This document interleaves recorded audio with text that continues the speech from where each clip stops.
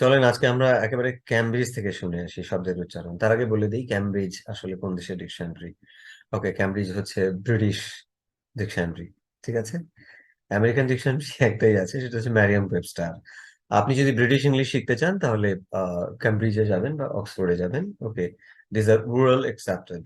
ওকে, নাও একটা শব্দ দেখতে পাচ্ছেন আপনারা, সেটা হচ্ছে DEFINITELY। এর আগে আমি বলেছি একটা ভিডিওতে, এখন আমি দেখাবো আপনাদের, জাস্ট দেখানোর পরে শোনাবো, ওদের উচ্চারণই শুনবেন আপনি। যেমন DEFINIT আমরা ডেফিনিটলি বলি অনেকে, কিন্তু ব্রিটিশরা খেয়াল করবেন ডেফিনিট এই জায়গাটাতে একটু ঝামেলা আছে, নিট বলে না, ওরা হয়তো ডেফিনেটলি বলে এরকম। আপনি নট শুনবেন, ইটা মানে এন এর পরে NIT একটা স্ট্রেস আছে ওখানে, রাইট?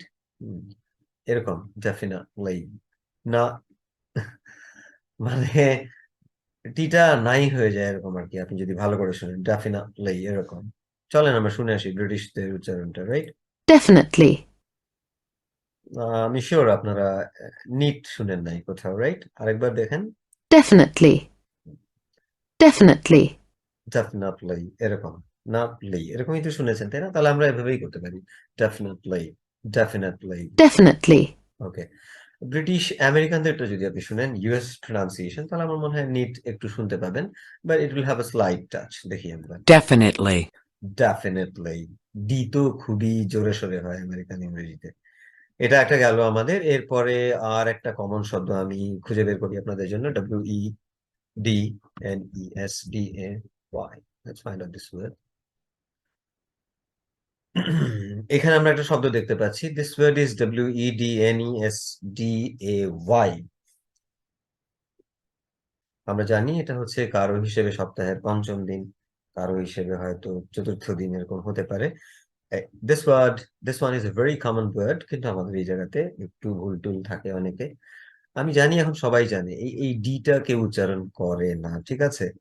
তাহলে আপনাকে যেই কাজটা করতে হবে, ঠিক আছে, যেমন আবার এই যে মাঝখানে যেটা আছে ই এবং ডি, এই যে দুটো কালার করলাম আমি, এই দুটো যদি আপনি বাদ দেন তাহলে ঠিক আছে, হয়ে যেতে পারে।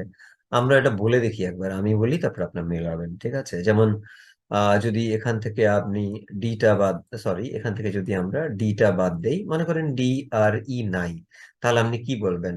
ওয়েন্স, তাই তো? ডব্লিউর জন্য ওয়া উচ্চারণ বলতে হয়। ওকে, ওয়েন্স। আর DAY ইজ ডে, তাই না?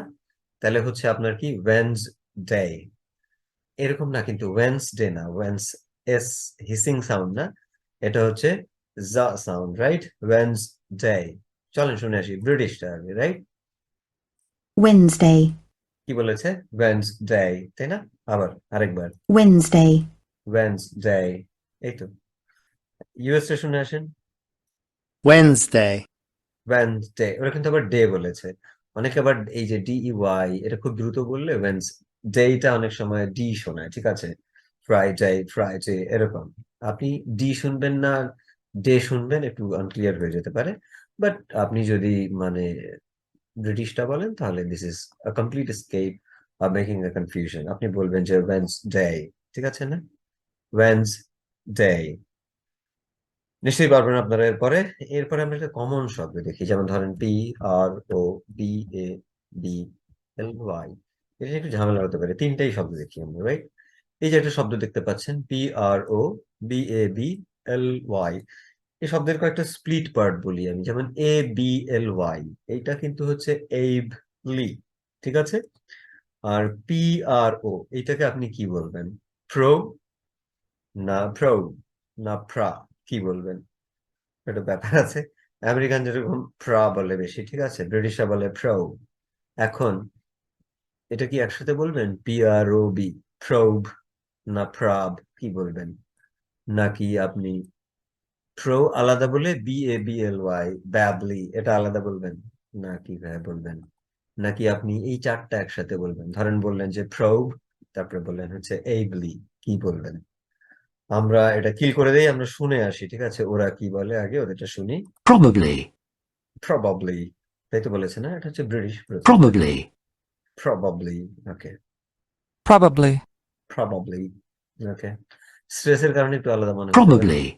এটা খুব দ্রুত বলেছে আর কি, মাঝখানে কোনো স্ট্রেস দেয় না, এটা একটু টাইম নিয়েছে। Probably. British, Probably. US. Probably.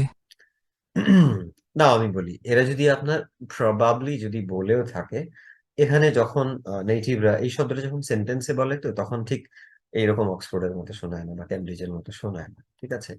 ওদের একটা সমস্যা হচ্ছে, ওরা একটা লেটার একই সেন্টেন্সে দুইবার বলতে চায় না, এরকম একটা ব্যাপার আছে। যেমন বাবলি বলতে গেলে BBLY, বাবলি বলতে দুইবার বি আসে না মুখে, এই সমস্যাটার জন্য ওরা এরকম বলতেই পারে। দেখবেন আপনি, এটা বলে দিল প্রথমে প্রব, ঠিক আছে, প্রোব বলতে গিয়ে বিটা একটা বি বাদ দিয়ে দিল, তারপরে হচ্ছে মনে করেন এইবলি, যদি এরকম হয় তাহলে কি বলবেন আপনি? তাহলে আপনি এরকম শুনবেন প্রোবাব, আপনি এরকম শুনতে পারেন, যেটা সেটা হচ্ছে প্রোবলি। দেখেন ভালো করে, প্রোবলি ফার্স্ট বললে আপনি দেখবেন যে প্রোর পরে বি নাই, প্রোবলি এরকম হয়ে গেছে। আমরা বলছি যেটা সেটা হচ্ছে প্রবাবলি, আপনি শুনছেন যে প্রবাবলি, প্রবাবলি এরকম, প্রবাবলি বিবাদ হয়ে গেল। এরকম কিছু ব্যাপার আছে। তিনটাই থাক, আপনারা মনে রাখবেন আমার মনে হয়। ঠিক আছে, আজকে থাক এই পর্যন্ত।